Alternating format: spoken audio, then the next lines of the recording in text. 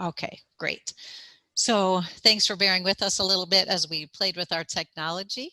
As I mentioned, we're going to start by thinking about how do you take care of yourself when you're thinking about these difficult issues.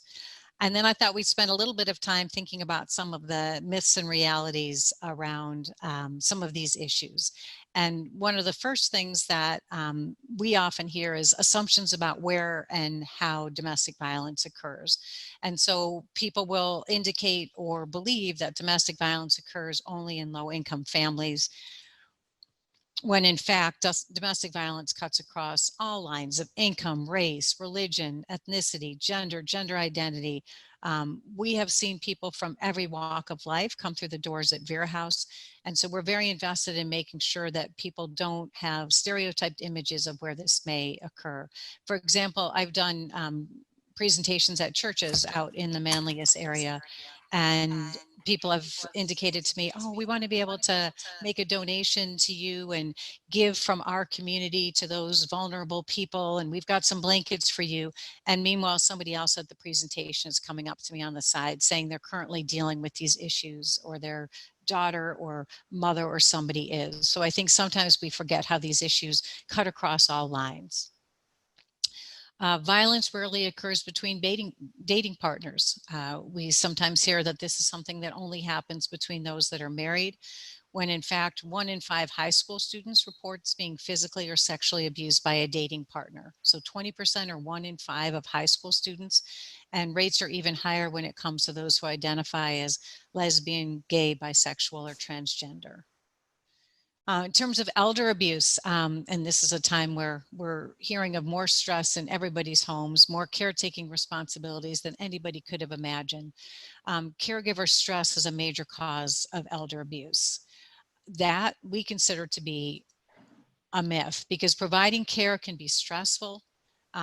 It can cause somebody to feel unsettled, to lose their bearings, to maybe need support. But we don't believe that care providing is the cause of abuse. Everyone experiences stress, but most people experience stress, don't act on that stress by being abusive to others. And many times, again, the abuse is targeted at the most vulnerable person. So that might be your partner in a case of relationship violence. It may be the elder who you have access to, but it's not that all stress makes you act the same way toward all people. And we find that stress, whether as a caregiver or in adult partner relationships, can be used as an excuse for violence and abuse to have happened.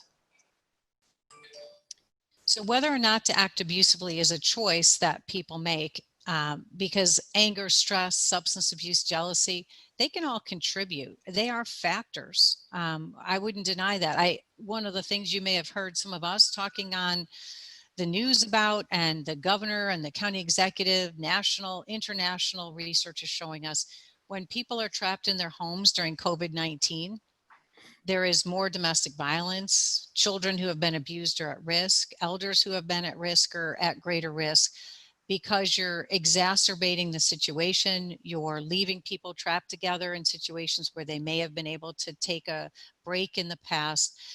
But we don't think that any of those things, COVID-19 requirements to be in your home, are not a cause of domestic violence or elder abuse or child abuse or sexual assault. It can certainly be a contributing factor. And we think that distinction is important, again, because when abusers use the circumstances as an excuse, it makes it harder for them to take responsibility and change their behavior. So one of the other things, most frequently asked question you hear in the community, and I've done literally thousands of presentations over these 30 years, and you hear most frequently, well, why wouldn't they just leave? Why did they stay? I would have left in a similar situation, because people think that individuals who are abused can end the violence by leaving their abuser. And in fact, in reality, abuse often escalates after somebody leaves an abusive situation. The most dangerous time for a domestic violence victim has been shown to me to be from the point they leave a relationship until about 6 months afterward. So I think it's important for anybody who's thinking about these issues to understand that a safety plan for a domestic violence victim is not saying just get out. because a lot of the safety planning has to occur for how do you keep yourself safe once you've left a relationship. Many of the homicides related to domestic violence that I've been connected to since I've been at Vera House, they happened after somebody had ended a relationship, was in the process of ending a relationship. So to understand that bullet at the bottom, the most important piece, I think when we think about this, only the abusive person can end the violence, and they have to make that choice to do so. Can anyone be a victim of rape or sexual abuse? In fact, absolutely. We've seen victims as young as infants all the way up to people in their 90s. So anybody of any ability, any age, sexual assault and rape do not know any boundaries. I think sometimes people have an expectation of who the victim might look like, and that can get in the way for victims who may not fit that picture that somebody has in their mind.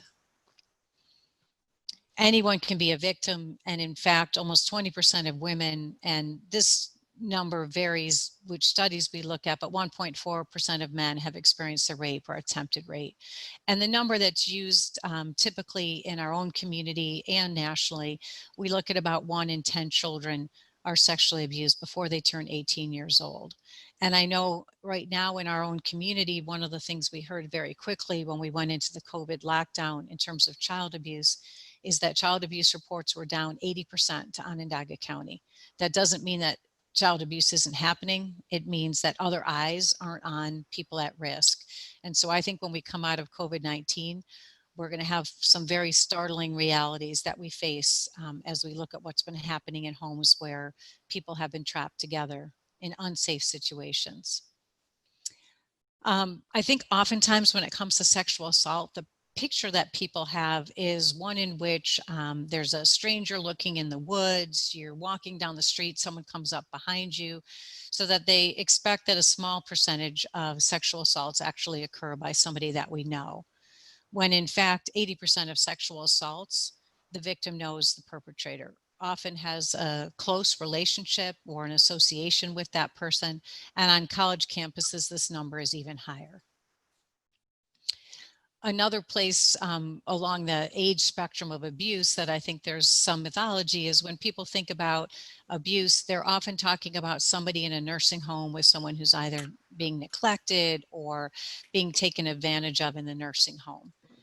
Most of our work here at Vera House has been outside of the nursing home. 95% of seniors are in the community, and that's where elder abuse is happening. It's happening by people that the elders know and trust and are taking advantage of. And those forms of abuse vary from financial exploitation to physical abuse to neglect, but it is happening in their own homes. Most elder abuse is happening by the person who calls you up, and there has been a little bit more scamming and taking advantage of not only elders, but all people in our community related to COVID-19. You may have read some of the alerts that are coming out of people trying to use COVID-19 as a way to navigate in to take advantage of people. Yet again, most elder abuse happens at the hands of people that are known and trusted to the individual who's being hurt. The highest number of cases happen at the hands of a child, then a spouse, and then you can see grandchildren and other relatives that end up committing these acts. And sometimes an in-home provider who's not directly in the family of the person, but is experienced by the elder as being part of the family. So we tried to bust a few myths there. I'd like to pause for a moment. I'm going to drop down my screen sharing for just a minute and see if there are any questions. If anybody wanted to either contribute, you can unmute yourself to raise a question, or you can put something into the chat if you'd like. Any questions or comments on that initial part of the presentation before we move on? I can only see a few of you. Most of you don't have your pictures up. So I'm getting just that little bit of feedback from those of you sharing pictures. But if you have anything, please feel free to raise questions at any time. I will go back to sharing the screen. So next up, talking a little bit about how we define and understand what these terms mean. So the question of what is domestic violence? We define abuse in a relationship as any action that hurts, humiliates, causes fear, or forces another person to do something against their will. So any of those things is what we would categorize as abuse. And so often abusive behavior has this pattern that includes this element of fear. I'm going to hurt you. I'm going to hurt people you love and care about. I'm going to hurt your pets. So that element of fear is a contributing factor that sometimes people aren't considering when they're thinking about how to understand what domestic violence looks like. When we think about domestic violence in a relationship, we think of an ongoing pattern of abuse. And the idea behind the abuse is really to try and control the other person, to get the other person to do what you want them to do. And that's where the coercion is a significant way of understanding what domestic violence is. This is a wheel that was first developed in Duluth, Minnesota, called the Power and Control Wheel, and it's used across the country and actually internationally to think about a framework for understanding domestic violence and how it occurs. So the outside of the wheel is the physical or sexual violence that holds some of the other pieces together. But at the center, as I mentioned in the previous slide, is the goal of maintaining power and control over the other person. Those spokes of the wheel represent ways in which that power and control can be administered. So that using emotional abuse, that can look like put downs. You're so stupid. You wouldn't be able to do anything without me. You're worthless. You're a terrible mother. No one cares about you. So those messages and what I have learned from working closely with victims over these many years, the wounds of physical violence heal, but many times what people will tell you is the wounds of emotional violence don't fully heal. And people will use phrases like, I can hear the tape playing in my head of what they said to me all these years later. So the impact of emotional abuse. Isolation, which we're living right now, a contributing factor under COVID-19, where people don't have access to a lot of their other resources. Often as an abusive tactic, the way it plays out is the abusive person says, I don't want you to see your friends, or I don't want you to go visit with your family.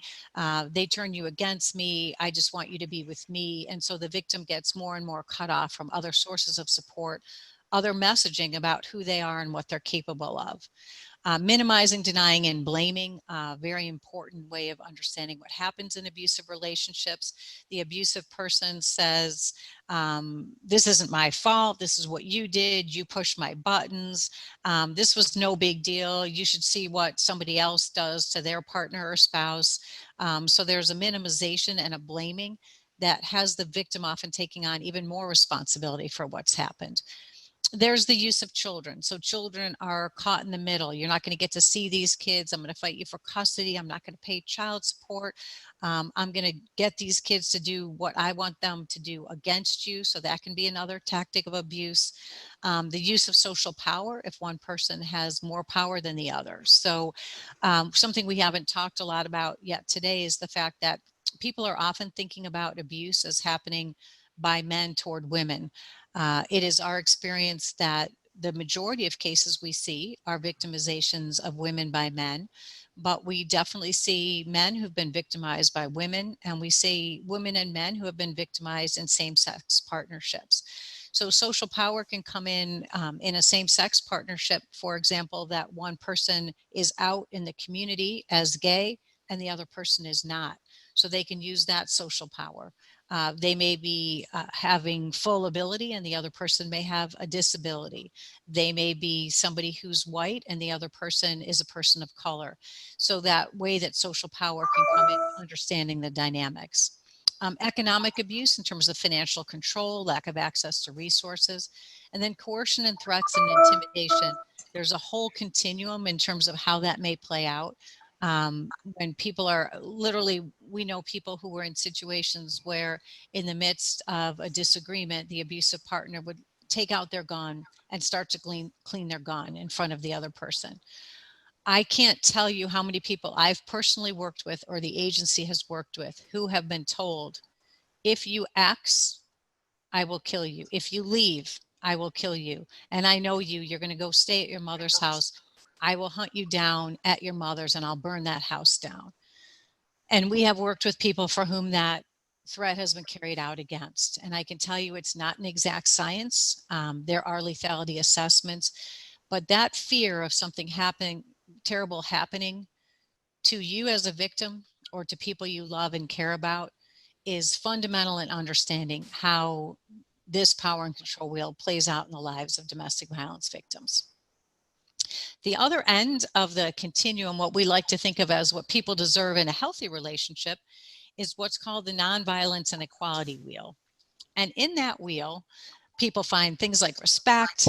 Oh, I moved my hand so my motion lights come on. This never used to happen before I was in Zoom mode sitting at my desk all day, that I lose my lights. It includes trust and support, honesty, partnership, sharing of responsibility. And when I first came to Vera House, I remember looking at these two wheels and thinking what an opportunity they were for me to look at my own relationships and how I respond and relate to people, whether they're my intimate partner, my children who are now adults, my friends, people I work with, people I provide service to.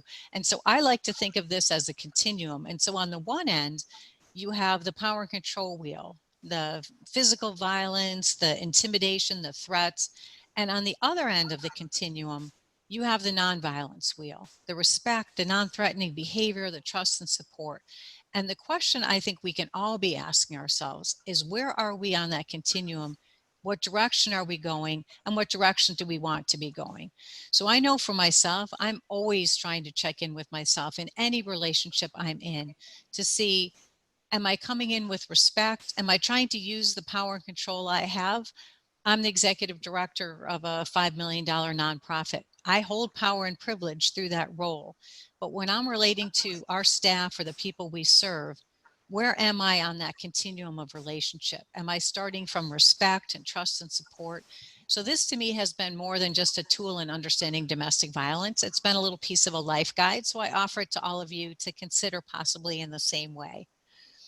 One of the other things we know to be true with domestic violence is that there is not abuse for most relationships at all times. Many people will say, when it comes to thinking about abuse, that they want the relationship to continue, but they want the abuse to end. So there are good parts of the relationship. The person may be their soulmate. The person may be someone that they love and care about.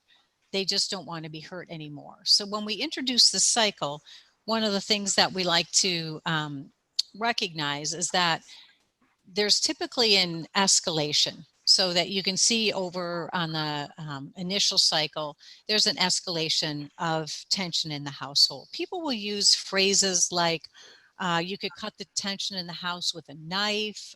We all felt like we were walking on eggshells. And then there's the violent act, which can be physically violent or severe emotional abuse. People will describe being awakened in the middle of the night and sat in a chair and just berated and assaulted verbally for hours. Then following that violent act, there's what's often thought of as a de-escalation, sometimes termed honeymoon period. And that is a time some of you may be able to imagine what it's like. I'm so sorry I did this to you. You're my one and only. I want to make it up to you. Maybe promises, I'm going to get help. I'm going to go to therapy. I'm going to get involved in that intervention program at Vera House. I'll do whatever you need me to do. Now, also there's sometimes a little blame sprinkled in there, but you know not to push my buttons that way. But mostly, a lot of honeymoon, offering kindness. And so what that does for most victims is it promotes hope.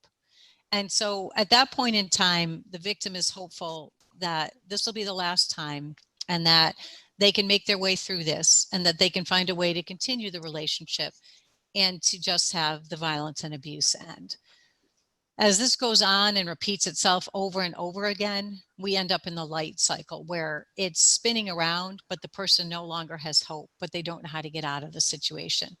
One thing I think is really important to think about is that if you're talking with somebody who's been through the cycle and you're connecting with them when they're in that hopeful phase, and you say, I'm concerned about your safety, I can see you have an injury, you've been threatened, but they're in that hope phase, it's going to be really hard for them to hear you making suggestions and talking about what they should do. What I often try to do is simply introduce this tool with them and ask them, okay, look, I want the violence and abuse in your relationship to end as much as you do. And maybe you're right. Maybe this is the turning point for you. But if it's not, how would you know it was starting to escalate again? And maybe then we could have a conversation about what your options may be. And people will say, I can tell by the way the front door slings open. I can tell by the sound of the tires in the gravel driveway. I can tell when things are escalating again. Then we can have a conversation about how to safety plan and what they might do instead at that point. Most intimate partner violence does not start out with severe physical violence. It becomes much more dangerous over time. And some of the cases in our community where we've seen the tragic loss of life, they've been a murder-suicide or a murder where things were escalating over time with the use of weapons, certainly strangulation when people have put their hands around somebody's neck. So just to understand that without help, the violence does usually get worse.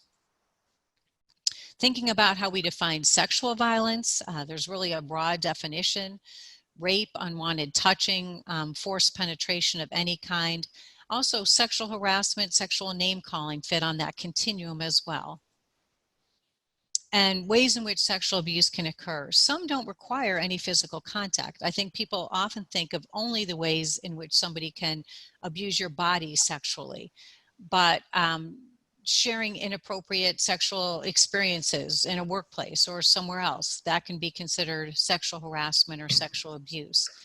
Exposing oneself, some of those types of things. And recently in New York, the laws have changed to really enhance our response as employers to sexual harassment. So we've seen a lot of that continuum of conversation about how sexual harassment happens in the workplace as well. Hands-on sexual abuse can include a variety of things from touching to penetration. And we try to make sure we're thinking about that continuum when we're listening to what people need us to hear in terms of their experiences. Some of the indicators we might see for domestic violence when somebody in our professional world, a colleague, a friend, a neighbor is presenting. There's a sense, I mentioned that climate of fear earlier. So there's a sense that that fear is ever present. So somebody might make a suggestion and the victim might say, well, I don't know, I'll have to check. And you can see from their body language that there's fear. Certainly different types of injuries, particularly those that might be unexplained. Hesitant presentation where the person doesn't seem to want to share information. Sometimes the abusive partner's behavior is right in front of you. Those tend to get ignored sometimes, but we would often do trainings in medical settings, for example. And if you're asking a victim a question and the other person is always answering for them and not giving the victim a chance to respond themselves, that might be an indicator that there's some power and control dynamics going on there. Any kind of changes in mood, there may be an increased use or a beginning use of substances. These can be indicators of other things as well, but they're a good point to be able to check in and say, are you doing okay? Is there anything you need? Anything that I might be able to be helpful with? Indicators of sexual violence can be pretty similar, maybe changes in patterns, isolating a bit more, although right now that's hard to tell.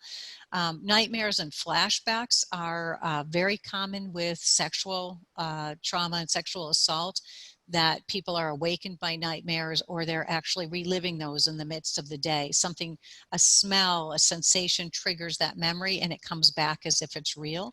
So if you've ever been around someone who experienced that, that would be another indicator as well. Abuse in later life is something that intersects elder abuse, sexual assault, and domestic violence. So that our program here at Vera House has focused on serving those who are abused in their life. And again, that may be longstanding partner violence, it may be violence that emerged, it may be elder abuse in the ways we traditionally think about it. Elder abuse, like domestic violence, can include physical abuse, emotional abuse, sexual abuse. As I mentioned, we've had very much older victims of sexual assault present here for services. Some of those have been stranger cases and some are people who are supposed to be loving and caring for them. And then frequently, almost any form of elder abuse comes with financial exploitation. And you don't have to be rich to be financially exploited. People will try to take advantage of elders to gain access to the resources they have. The New York State Elder Abuse Prevalence Study found that 7.6% experience elder abuse annually. and that 14%, so almost twice that number, have experienced some type of abuse since they turned 60. Again, financial exploitation always being the most common form. Very unlikely to get reported for a variety of reasons, and if we had more time we could delve into some of these, but elder abuse is probably the least likely form of abuse to be reported. So for every one case of elder abuse that comes to the attention of a responding party, another responsible service, 23 cases never come to light. So we know that there's a lot of elder abuse happening. We're very concerned about that right now, with elders isolated at home with people who may have already been taking advantage of them. So we've been trying to do a lot of outreach from Vera House, and I know there's also senior programs doing similar outreach, synagogues, churches, mosques, just checking on people to see if they need anything. Indicators of elder abuse can be somewhat similar to domestic violence. Sometimes that differing explanation when the caregiver is present for how an injury occurred, differing presence in front of the caretaker than when the caretaker leaves the room. Again, same thing as with domestic violence, the caregiver is speaking for the patient. Some of these might be other things that you could observe along the way. On the financial side, we might see missing funds, new credit card accounts emerging without an understanding or explanation for those, changing of wills or healthcare proxies, a caregiver who's particularly concerned about finances. All of these would be indicators of elder abuse. And some of the barriers we see in elder abuse reporting, and some of these relate also to reporting of domestic violence, there's fear of what will happen. Many times the person who's committing elder abuse is also the person who provides the most support, care, and attention to the person who's being abused. So sometimes the fear is, I'm going to be more alone than I am today, and I don't want someone to take them away from me. There's shame, there's generational values. If it's their son or daughter or family member, they feel like they don't want to get their family members in trouble. Dependency on that person for meeting some of their basic needs. All of these are factors that come in to keeping people from making reports and allowing us to be able to provide support and assistance to them. Intervention for any of these issues, whether it's relationship violence, sexual assault, elder abuse, our work prioritizes safety. And safety looks different for different people. I think that safety, often people think about, well, I'm going to call Vera House and I'm going to get somebody into their shelter, or I'm going to try and get them an order of protection. Orders of protection can be an important tool for safety, but for some people, they might escalate the abuser's behavior.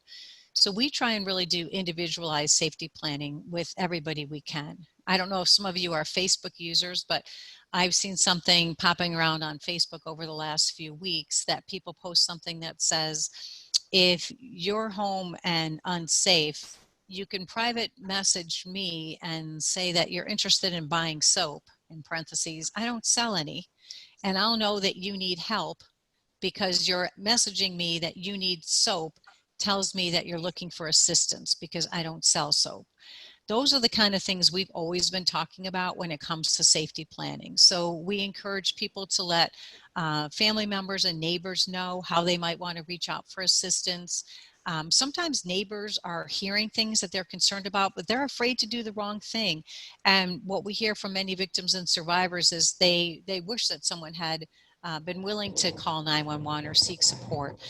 There are cases where we know Leanne Skasha Cruz, a domestic violence homicide victim, more than 20 years ago now, she was killed over an extended period of time, stabbed many times by her husband, dragging her up and down the stairs. And there was a neighbor who heard that commotion, thought they were fighting, and didn't think they should intervene, and later talked about for the rest of their lives, they live with the fact that they may have been able to save Leanne's life.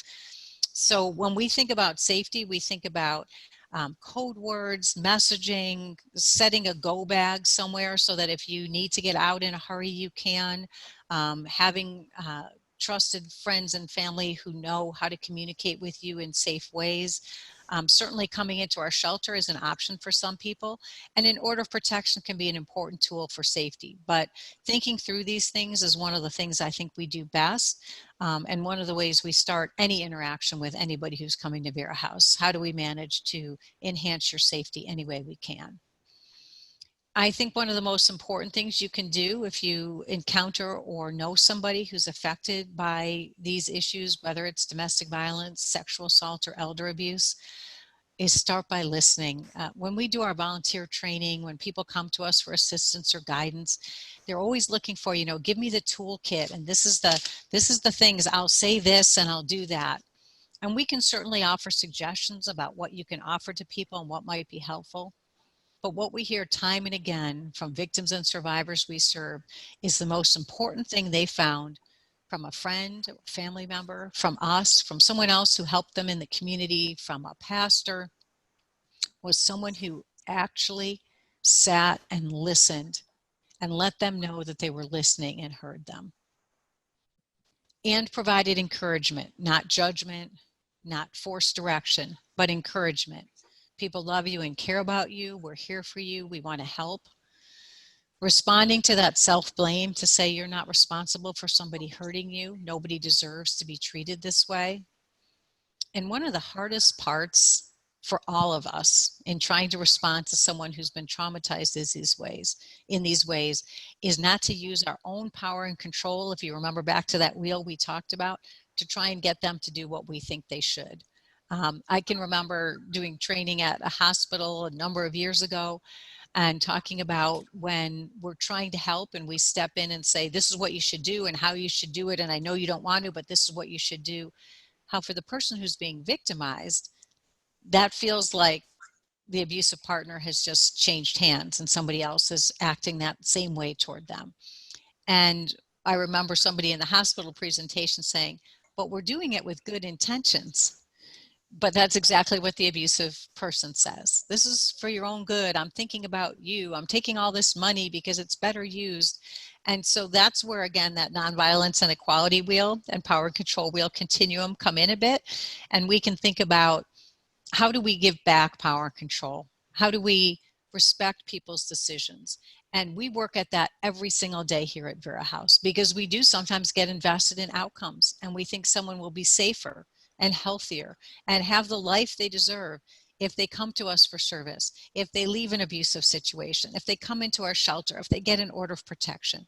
But I think our work as a caring community is to be able to give back control, to help people make informed decisions, know what the resources and options are, and help them to get there. So I would encourage you to learn as much as you can about resources. I've shared a little bit about the Vera House programs and services. I'm hoping we can chat a bit more before we finish. But knowing that 24 hours a day, we have a support line number, which I put into the chat to start. And on our website now, we have a chat feature that's just a few hours a day, but we're looking to expand 24 hours a day within the next few weeks. So somebody could get connected and find out, do they need therapy? Do they need advocacy? Is shelter a good option? All by connecting through that 24-hour number. So that number is here as well for you. And again, in the chat and all over anything you look at for Vera House Anywhere. And we do provide that individual advocacy and therapeutic counseling as well. Our shelters, we have 2 locations, both confidentially situated. One can house up to 27 typically, and the other houses up to 9. Right now, we are not able to reach our capacity of 27 because under the COVID-19 guidelines, we are not having 2 people who come in not acquainted with one another share a room. The way we're structured now, you either would have a family room or 2 individuals would come in and share one room, like a college dorm style. We are giving anybody who comes in independently their own room. So our capacity is down a bit, which has us very concerned about making sure we can meet need. We are doing some therapeutic support groups via Zoom. We were very nervous about how that would work, but our therapy team has done a trauma-informed parenting group by Zoom, and they've been also doing some support. So we're looking at continuing to expand that as we figure out how we move through COVID-19 longer and longer. We're looking at expanding some of those support groups. Vera House does provide the sexual assault nurse examiner service at the hospital. So when a sexual assault victim presents, we have specially trained nurses that go in to collect the evidence and also provide a very caring and compassionate expert exam for someone so that they can use that exam information if they choose to pursue charges. Typically, in non-COVID times, we would have an advocate also accompany the same nurse and be at the hospital to provide support. We are not currently going to the hospital, but we are trying to provide that support primarily through phone. So the same nurse gets an advocate on the phone and can talk the person through and provide support that way. Then we reach out to them to the next day to see if they need additional service. The criminal civil justice system is another option for people. Right now, things are a little bit different. Police are responding a little bit less. They still do a response to domestic violence, and the DA's office is still prosecuting cases. They still process emergency orders of protection in our courthouse. They're doing that remotely, so the judge won't be in the same room, and we're able to provide some of that here at our Vera House offices. We can have somebody come here and get them connected to file the electronic remote orders of protection here right at Vera House. We also typically offer programming for people who have been abusive, and that's people of all genders. Right now, those programs have not been functioning because they are a group model, and many of the people in them do not have access to Zoom and other resources that would allow us to serve. So that program is a little bit on hold. And then we do lots of education and training in the community, and we are now actively learning how to do it this way instead of face-to-face, which I would have far preferred to be able to sit in a room and see all your faces and meet you all in person and shake your hands, but that is not something we'll be doing for a while. We are looking to move a number of our trainings into webinar capacity and also into current online sessions like the one we're doing together today. Additional elder abuse resources to keep in mind are the Onondaga County Adult and Long-Term Care Services, Adult Protective Services, and Office for the Aging. And we at Vera House do have a specialized elder advocate who works with those victims who experience abuse in later life, specially trained and aware of all the systems that might be available to those people. We are also actively engaged in some enhanced multidisciplinary teams, not only in Onondaga County, but in counties surrounding us. So when there's a case of elder abuse, we're able to convene Adult Protective, Office for Aging, other aging services providers. People come together and try and figure out how to help ensure that the individual gets everything they need by putting all the heads together, typically in one room, now via Zoom, like everything else, or some other form of video conferencing.